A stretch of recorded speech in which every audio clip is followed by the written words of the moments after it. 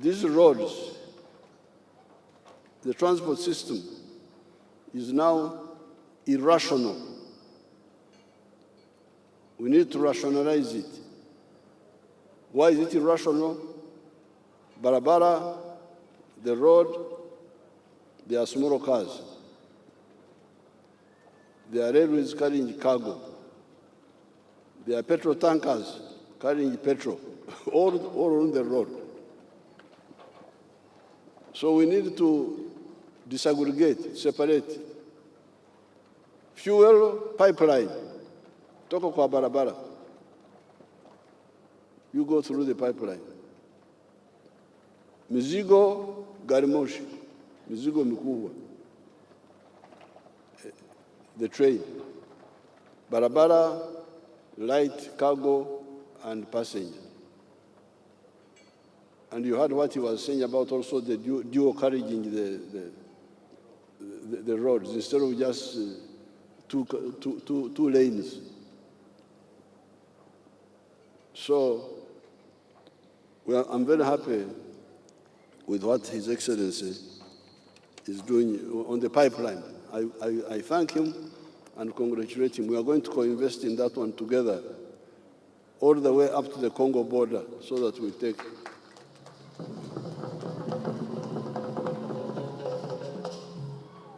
And even these people who steal fuel from vehicles, they will not have chance to steal because it is in the pipeline. Now, Garimoshi, the standard gauge railway. That one I want to congratulate him, moving from Naivasha to the border now. And we are already working here. So we are going to go up to Kampala, from Kampala to Bwera, Kasese, then to Rwanda, then South Sudan. So the future, what is happening here shows you that the future is very bright.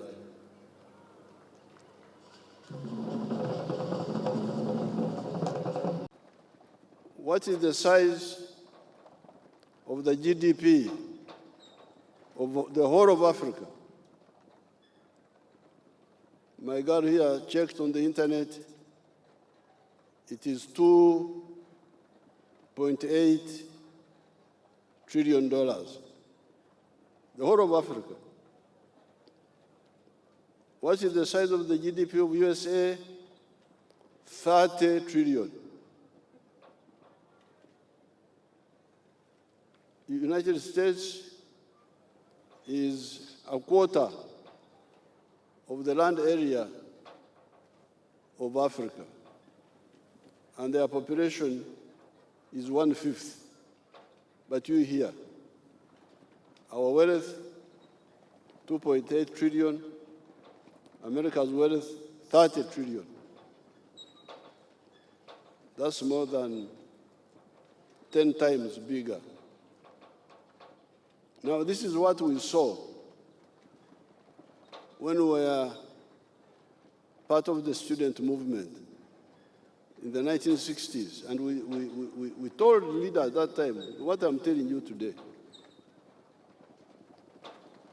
And we had to go through many phases, fighting and so on. So when eventually we came into government, we put out the 10 points program of the NRM. And point number 5 was pointing to what is the cause of this stagnation of Africa. The cause is the hemorrhage of development energies from Africa to other parts of the world. Especially, initially the export of slaves, because initially slaves were being exported, labor, free labor was being exported. Then later on, now raw materials. So what we are doing here is not just launching a project. It is part of the liberation process of Africa.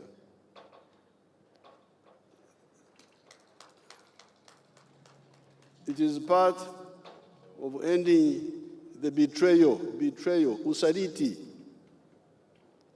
of Africa. Now you have heard the implications of this project. Uganda is now squandering $500 million per year to export flat sheets and the other metals from which we make mabati and make mtayimbwa. Mtayimbwa, Wakenya wanaita mtayimbwa chuma. Chuma. But here, chuma is general word for steel, for metal. But for the steel bars, we can lend you a word called mitayimbwa. That's what we mean by steel bars. I have already told Mr. Guru. So these raw materials for those intermediate products for mabati and from Tayimbwa are taking much of the money. The other specialized steel, like the one of the railway and the dams, that one we may not go for because we need to be sure about the demand. But for the mabati and for the Mtayimbwa, we must support Mr. Guru to produce them here, so that, because that's the biggest money that is going, the 500 million. And I hear that East Africa spends 5 billion on steel products, steel imports. You have heard that Kenya spends $800 million. That's what the president told you. So this is really squandering of Africa's resources. That's why you see the GDP is stunted, 2.8 trillion. That's more or less like the GDP of one smaller country like UK. If you see the GDP of UK is maybe about that. But here we are, 1.5 billion people, with presidents, prime ministers, all sorts of excellencies, but with 2.8 trillion for the whole continent, when the USA has got a GDP of 30 trillion. This is really shameful. So I'm very glad that we are here.